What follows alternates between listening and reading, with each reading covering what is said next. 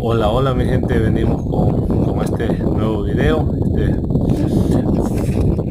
Este día nos fuimos a pescar un rato al lago, a pasarla un tiempo en familia, hacer una media comidita ahí en el lago, a pasarla bien. Estaba bastante solo, así que nos la pasamos bien porque no había mucha gente, no estaba tan lleno y con un poquito de calor, porque en otras épocas del año aquí en Lake Hemet ya cae nieve y en esta época pues no ha caído, así que así estuvo el día, asoleado.